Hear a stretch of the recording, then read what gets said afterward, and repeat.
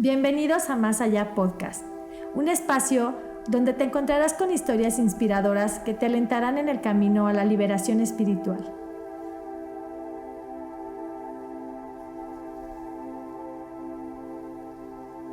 Pues Angie, muchísimas gracias por estar una vez más en este podcast de Más Allá Podcast. Estoy súper feliz de tener a Angie aquí con nosotros porque la verdad es que ella, es parte del equipo de Moksha, Liberación Espiritual. Y ahora en el tercer encuentro que tenemos, Angie nos hará favor de estar una vez más con la terapia corporal, que es un proceso padrísimo que se vive, que se interioriza y que logras ahora sí que ver lo imposible y tocar lo que no crees que exista. La verdad que estoy muy feliz de tenerte aquí, Angie. Muchísimas gracias. Muchas gracias, Marianita, por la invitación. Y la verdad es que yo también me siento muy contenta de estar aquí nuevamente compartiendo contigo. Yo no vivo en Querétaro, pero mi corazón está en Querétaro. Entonces, cada vez que vengo, pues sí, también es como un poquito recordar, regresar, ¿no? A todo, cómo inició todo, cómo inició el camino, la búsqueda, todo esto, ¿no? Sí. Entonces, sí, ahora que mencionas lo de la terapia corporal, pues justamente en el encuentro pasado trabajamos con herramientas de terapia corporal y sí recuerdo que hubo, obviamente todo se trabajó desde lo sagrado, el ritual, todo esto, ¿no? La ceremonia, y hubo muchísimo movimiento, ¿te acuerdas? Sí, estuvo tremendo. Mucha revelación, muy padre también la experiencia. Sí, la verdad que sí, estoy muy agradecida por haberte conocido porque todo fue súper mágico y así ha seguido siendo. Nos vemos poco, pero la verdad es que personas, energía y vitaminas se necesitan siempre en este camino de luz. Así que estoy súper agradecida y que vengas de lejos y que estemos aquí. Gracias, de verdad, gracias, Angie. Pues me gustaría que nos compartieras un poco acerca de ti, mi Angie, de cómo es que llegas a este momento espiritual, que cómo es que te unes a trabajar en esta parte de tus terapias, cómo has crecido, porque sé que también tienes como una línea de cosmética, de puras cosas naturales que tú creas y cosas muy padres que haces, que yo creo que sumando y sumando podríamos llegar todavía muy lejos. Claro, pues realmente creo que el camino de expansión pues es eterno, ¿no? O sea, nunca terminas como diciendo, listo, me iluminé, o sea, no, sino que es una búsqueda constante y eterna, así lo veo yo, ¿no? El amor es infinitamente expansivo. Entonces, pues como niña me hacía las preguntas que yo creo que los niños sí se hacen, pero como que aprendemos a ir callando esas cuestiones, esas que al final creo que son cuestionamientos del espíritu, ¿no? Como ese intento del espíritu para recordar quién soy, a qué vengo y cuál es mi proyecto y cuál es mi esencia y cuál es mi información. Y entonces siento que a veces la sociedad nos hace como este bombardeo de respuestas como para callar esas preguntas, ¿no? ¿Quién eres? Angélica. Ah, ok, ya. Entonces ya no buscas más porque, pues yo soy Angélica, ¿no? ¿Tú quién eres? Ah, soy Mariana. Bueno, no, es que ese es tu nombre, ¿no? ¿Quién eres? Ah, pues yo soy arquitecto. No, es que eso es a lo que tú te dedicas, no es quién eres, ¿no? Entonces, cuando empezamos a ir más allá, preguntando, yo creo que es cuando vamos realmente descubriendo, pues, quiénes somos, ¿no? Y en mi caso, creo que desde muy chiquita inició como esas preguntas. Todo el tiempo estoy preguntándome cosas, ¿no? Es algo que es muy característico de mí. Y al principio, pues esas respuestas existenciales yo las encontraba en la religión, que fue como mi primer acercamiento con la espiritualidad. Pero posteriormente yo decía, bueno, yo crecí en una familia católica, como muchos de nosotros.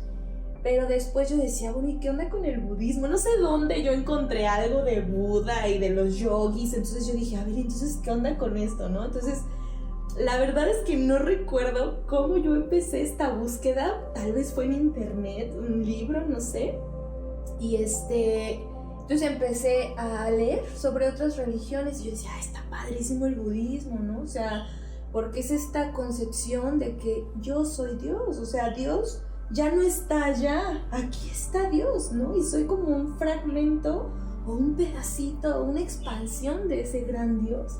Y entonces soy creadora y entonces yo puedo, o sea, el llamado es a ser Cristo, a ser Buda, a ser esa persona, ¿no? que vive en su día a día, en su práctica diaria, ese llamado o esa unicidad del espíritu, ¿no? Entonces, en una ocasión escuché que somos Dios experimentándose en diferentes formas humanas, ¿no? En diferentes personalidades, en diferentes gustos. Por eso tenemos a veces pues como intenciones o inquietudes diferentes. Y entonces vivimos peleando como, no, es que esto es lo correcto, no, yo digo que esto es lo correcto, cuando en realidad todo es Dios, experimentándose en las diferentes posibilidades e ilimitadas posibilidades, ¿no? Entonces todo esto como que fue como mi inicio a decir yo quiero esto, ¿no? O sea, yo quiero más de esto. Pues mucho ha sido a través de la lectura. Creo que todo mi proceso ha sido muy autodidacta, pero también quisiera pues reconocer a mis maestros de la vida, ¿no? Mis maestros del camino. Muchos de ellos, el diablo, a mí me gusta mucho hablar de la figura o del arquetipo del diablo, ¿no? Yo trabajo mucho con ese arquetipo y con la sombra, porque es una de las cosas que nos asusta más, ¿no? Es como lo que decimos, no, yo prefiero el camino de la luz, la meditación, la armonía, pero la verdad es que el diablo también nos muestra muchísimo, ¿no? Entonces, por ejemplo, en el tarot, el diablo, el arquetipo del diablo, representa como esa tentación, eso que no he visto en mí mismo, eso que me reta a probar algo diferente, eso que me saca desde adentro de lo más sombrío de mí, esa oportunidad de mirarme y decir, oh, mi debilidad, oh, mi sombra, oh, mi gran posibilidad de algo que yo no me había permitido ser antes, ¿no? Entonces, yo creo que en la vida todos tenemos personas que en algún momento juegan ese arquetipo del diablo para nosotros, y entonces es a lo mejor la persona que me hirió, la persona que me engañó, la persona que pues fue mi diablo, ¿no? Pero esos procesos críticos a veces son los que, ¿no? De repente nos expanden y es como, ok, o sea, me dolió muchísimo, fuiste mi diablo y al principio te odio tanto, pero después entiendo que te amo tanto porque fuiste parte de esta expansión, ¿no? En mi camino. Entonces, pues bueno, reconozco hoy en esta pregunta que me haces tan bonita de cómo ha sido todo esto. Digo, uno, gracias a mí, a mi ser, a mi espíritu que lo ha buscado, que se ha permitido perfeccionarse, que se ha permitido pulirse, pero también gracias a mis diablos que han estado presentes en mi camino, que yo estoy segura que en algún momento pactamos, tú vas a hacer esto conmigo para que yo aprenda la paciencia, ¿no? Tú vas a hacer... Entonces elijo pensar que son seres muy amados que hicieron un servicio para que yo pudiera encontrar esas respuestas. Agradezco también a los ángeles de mi camino, porque también ha habido muchísimos. Y creo que, ahorita hablando del diablo, pues también cuando me he permitido yo ser el diablo, ¿no? O sea, cuando yo soy la sombra, cuando yo he sido la que ha dañado y la que no lo ha hecho tan bonito, o no tan bello, o no tan amorosamente, pero también en esos momentos, esas malas decisiones o esas simplemente decisiones, voy a decir, ¿no? Que no me ha gustado el resultado, creo que han sido parte importante de quién soy ahora, ¿no? Porque, o sea, esa sensación de decir, híjole, me hubiera gustado que hubiera sucedido de una manera diferente, pero si yo asumo mi poder creador, entonces yo fui quien lo generé de esa manera. Entonces, en la próxima oportunidad que yo tenga, pues lo voy a hacer de una manera más amorosa, más luminosa, ¿no? O a lo mejor me vuelvo a equivocar, pero pues me daré otro chance, ¿no? Entonces, pues creo que ese ha sido mi camino eterno. Soy una mujer que le encanta muchísimo el movimiento, o sea, eso se lo agradezco a mi madre porque ella siempre nos trajo que en gimnasia, que ahora vete al taller de tal, ¿no? O sea, siempre nos trajo como moviéndonos, y al final creo que el camino, la búsqueda espiritual es eso, es movernos, o sea, no se trata de encontrar, a lo mejor a la primera no encuentras tu camino, pero estás moviéndote y eso es muy importante, o sea, solo muévete, ese es como mi lema, ¿no? O sea, solo muévete, sigue expandiéndote, al final el movimiento es expansivo. Por eso a mí la terapia de movimiento me fascina. Siempre como que me costó mucho trabajo el rollo de la meditación así, ¿no? De cierra tus ojos, concéntrate. Entonces yo de repente así mi mente súper dispersa, y encontré en el movimiento una forma de estar presente, ¿no? Entonces, cuando danzo, yo estoy presente, me siento, me reconozco, puedo entender lo que está pasando, puedo responderme lo que estoy sintiendo pasando, ¿no? Y entonces, pues empecé como a experimentar un poquito con esta parte del movimiento y a compartirla. Qué padre, Angie, la verdad es que está muy intenso en cuestión de que lo sientes, ¿no? Desde que tú lo platicas, como lo transmites, lo sientes, y es como una forma poderosa, como una vitamina muy fuerte para el cuerpo humano, para quienes te estamos escuchando, porque logras como tocar esa fibra de emoción y como de volver a experimentarlo, porque ya que lo viví, pues la verdad es que sí está muy padre. Y que cuéntanos un poquito, Angie, acerca de cómo es que hiciste como ramificaciones para tener como un conjunto de cosas que nos compartes ahora. Creo que todo lo hizo la vida y yo solo dije sí, ¿no? O sea, la vida me presentó, o sea, me puso el camino y yo, bueno, va, ¿no? O sea, diría que eso es gracias a mi espíritu aventurero, ¿no? O sea, que tenía mucho miedo de repente de decir, ¿y si hago esto y no funciona? ¿No? ¿Qué va a pasar si no me sale bien? Pero ya después, una vez que superé ese miedo a que saliera mal, me salió mal muchas veces, es algo que sí quiero compartir. O sea, no siempre me salió bien, ¿no? Y todavía a veces no me sale bien. Pero cuando entendí que no se trataba de que saliera bien, se trataba de ser honesto, primero honesta conmigo y después honesta con el otro, es decir, no va uno a compartir una historia de iluminación porque no soy un ser iluminado aún. Soy un ser, o sea, que busca crecer, ¿no? Entonces, y de verdad trato de que mi camino sea pues genuino, ¿no? Sea honesto. Entonces, cuando descubrí que siendo honesta conmigo y compartiendo eso con los demás de forma honesta, entonces hay una conexión, ¿no? Entonces, la vida de repente, todo empezó con la terapia holística. Entonces, yo empecé con los masajes y me encantó como el sentir, ¿no? O sea, el reconocer al otro a través de mis manos fue una experiencia como paranormal. Y entonces dije, ok, aquí hay algo que no podemos ver, pero que estoy segura que es real porque lo puedo sentir, ¿no? Y entonces ahí inició como esta exploración de la energía, o sea, ¿qué hay aquí adentro de este cuerpo? Más allá de la piel que yo estoy tocando, ¿no? Porque de repente hay zonas donde se siente, o sea, simplemente lo sabes, ¿no? Aquí se siente algo, no sé qué es, aquí hay algo.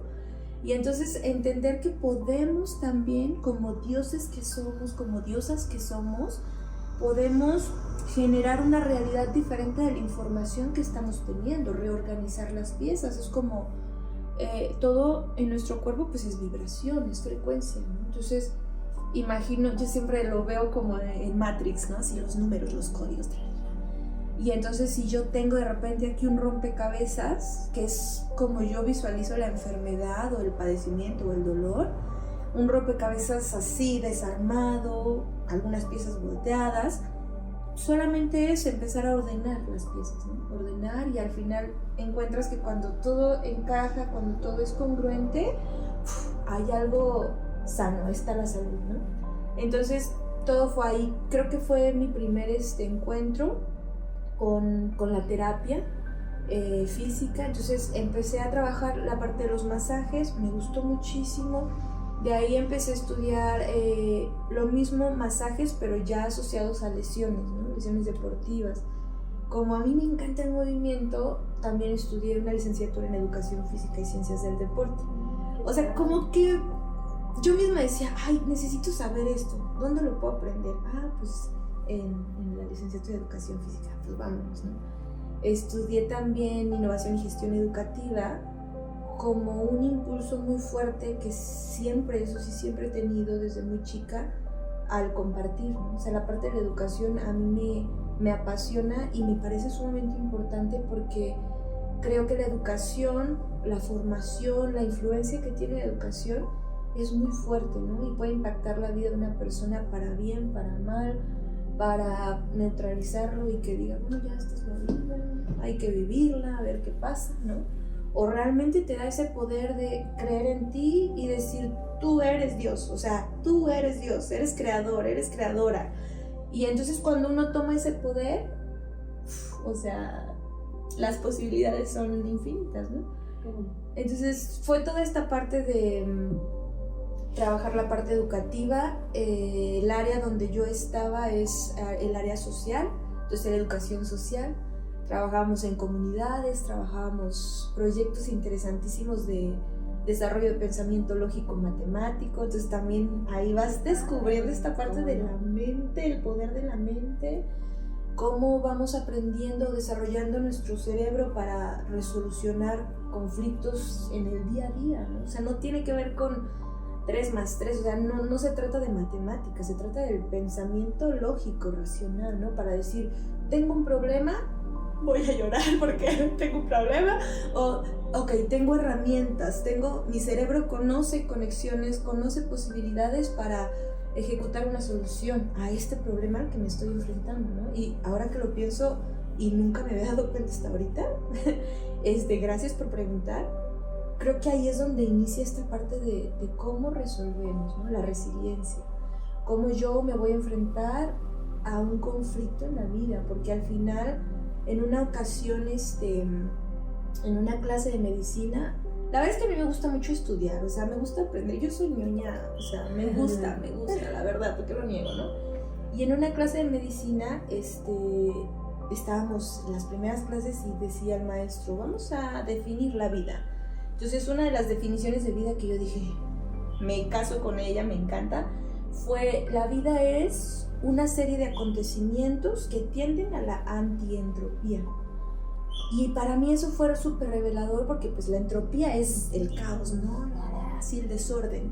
Entonces, la vida realmente es una serie de eventos, de cosas que pasan, que buscan ordenar todo ese caos, ¿no? Y en el cuerpo fisiológicamente es así, o sea, cuando yo más conozco el cuerpo digo, o sea, es que el cuerpo quiere morir, todo el tiempo está muriendo, pero la vida dice, ok, entonces murió esto, que renace aquí otra célula para poder compensar esta falta, vamos a buscar la homeostasis, ¿no? El equilibrio, o sea, de verdad es un milagro, la vida es un milagro, ¿no?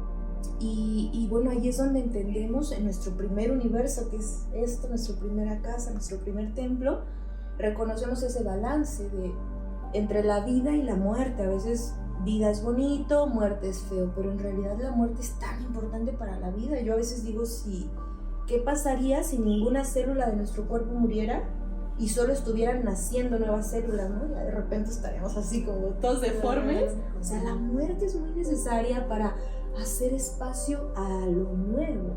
Y entonces, entrando en esto, por eso digo que a mí me gusta mucho trabajar como con esta parte más sombría que a muchas personas no les gusta, ¿no? Y está bien, porque creo que cada quien tiene como su camino, su proyecto. Yo he sentido una conexión muy fuerte con la sombra, con la muerte, con todo esto que tiene que ver con lo que no nos gusta, ¿no? Lo que huele mal, lo que se ve mal.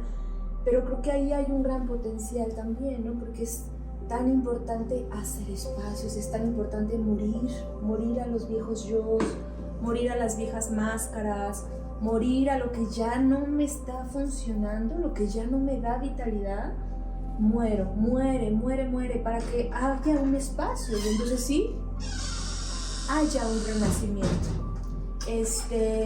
Y pues bueno, eso es como un poquito como se ha ido abriendo, ¿no? El camino. De ahí inicié con acompañamiento en la gestión de emociones a través de la terapia de movimiento, a través del canto. Amo cantar, me fascina cantar. Mi padre es un músico, al principio decía, él es un músico frustrado, ¿no? Pero no, porque él sigue cantando. Entonces sigue haciendo lo que ama, ¿no? Nunca se dedicó profesionalmente a eso, porque fue un poquito como la historia de yo tenía mi sueño, mi papá estudiaba en el conservatorio nacimos nosotros y fue como que, híjole, pues ya no alcanza, ¿no? Entonces, pues los niños, ni modo. Entonces yo siempre dije, no, mi papá es un músico frustrado. Pero ya después analizando la situación dije, claro que no, o sea, nosotros crecimos con instrumentos en casa, batería, guitarra, micrófonos, bocinas, panderos, o sea, toda clase de instrumentos. Y mi papá actualmente, o sea, todavía hoy día, los sábados, él se reúne con sus amigos, hacen sus tocadas, o sea, mi papá es un músico, ¿no? Y mi hermanito menor se dedica, es cantante, él sí lo estudió de manera profesional. Y yo pues tengo y abrazo este regalo que me heredó mi padre, que es la voz, que antes también ha sido este proceso, ¿no? De donde me daba mucha pena, ay no, canta por favor, me acuerdo en las fiestas, canta por favor, y yo, ay no, es que me da mucha pena, no sé qué. Pero vas entendiendo cómo eso está tan conectado con lo que tú estás teniendo adentro, ¿no? O sea, no quiero usar mi voz, o no puedo usar, o siento que no puedo usar mi voz, ¿no? Entonces, el ir reconociendo cómo mi voz es poderosa, mi palabra es creadora, es poderosa, y poco a poco ir soltando, ¿no? Para compartirla, ha sido también como parte de pues de las herramientas que a mí me han encantado. El canto, la música medicina y por último, bueno, lo de Magnolia, ¿no? Que son lo de los productos, entendiendo que todo lo que comes es lo que te hace ser la persona físicamente que eres, ¿no? Pero también es una información que va llegando hasta lo más profundo de tu ser, la epigenética, ¿no? Cómo podemos modificar nuestra propia genética a partir de todo lo externo. Y entonces dije, bueno, no solo lo que comemos por nuestra boca, sino nuestro primer filtro es la piel. O sea, para mí, nuestra primer red, nuestro primer filtro de información es la piel junto con los otros sentidos, ¿no? Entonces, lo que escucho también es alimento. Si yo estoy escuchando todo el tiempo que el mundo se va a acabar, que hay una crisis, que hay delincuencia por todos lados, esa es mi realidad. O sea, para mí eso es verdad, ¿no? Entonces, si yo empiezo a ver todo el tiempo violencia, esa es mi realidad. Entonces, dije, bueno, mi aportación va a ser la cosmética, ¿no? La cosmética, que aparte me ha encantado muchísimo. Vengo de una familia de mujeres de plantas, de mujeres, yo creo, muy sabias. Y pues reconectando un poquito con esa medicina de la tierra, de las plantitas. Bueno, Angie, pues qué interesante y qué padre, la verdad es que esa conexión que hay se siente en la piel, literalmente. Así que quisiera preguntarte, cuéntanos un poco cómo es que llevas tú de la mano todas estas técnicas que has aprendido en tu terapia, por ejemplo en la que haces con nosotros en Moksha, del baile corporal, cómo se une todo esto que tú has estudiado, porque nos hiciste ahí antes como una reflexión y una meditación acerca de los números, de nuestras fechas de nacimiento, y después nos vas llevando nos vas envolviendo, creo que es con todas estas técnicas que tú ya tienes, a terminar esta dinámica, al proceso de y al término. Cuéntanos cómo es que creas tú esta experiencia. Mira, yo siempre intento conectar con el ser, o sea, no yo, bueno, sí con él, pero que esta persona conecte consigo misma, o sea, con quién es, ¿no? Con el autoconocimiento. Entonces, independientemente si es una terapia física de masaje o es una terapia emocional, ¿no? De acompañamiento emocional, o es una terapia grupal, lo primero es ir hacia el autorreconocimiento. Ejemplo, oye, hay una tensión en esta zona tiene que ver con el estrés, izquierdo, derecho, derecho conecta con la parte masculina, izquierda con la parte femenina, y es el presente además, ¿no? Si vamos a la espalda un poquito más abajo, estamos hablando del pasado. Si estamos hablando en la zona coxal, casi estamos hablando de estructuras muy fuertes, familiares, tu clan, árbol genealógico, o sea, entonces primero voy compartiendo esa información con el paciente para que él pueda reconocerse en esa información que su cuerpo está diciendo y que probablemente él mismo o ella misma no se ha descubierto, ¿no? O sí, pero no se ha animado a decir, estoy enojada, no me gusta mi trabajo, quiero mandar todo al carajo, ¿no? Y entonces cuando su cuerpo lo dice, como que hay, y el terapeuta te lo dice, como que hay esta sensación de, no, o sea, no estoy loca, es válido, esto que estoy sintiendo sí es real, sí es válido, mi cuerpo lo está expresando también, aquí hay una persona que me lo está también como espejeando. Y entonces va primero esa parte, el autoconocimiento, el reconocerme, ya sea en el cuerpo, ya sea en el movimiento, ya sea en los símbolos que están en el altar, ya sea en la palabra del otro, cuando se hacen círculos de palabra, o cuando, por ejemplo, tenemos una conversación, un acompañamiento emocional. De cierta forma, el trabajo del terapeuta es espejear al otro para que tú puedas usar las palabras, tú puedas decir esas palabras que el paciente no está pudiendo decir, ¿no? O que sí está diciendo, pero no está validando. Entonces, creo que esa sería como la primera parte. Y la segunda ya es conectarla con una herramienta.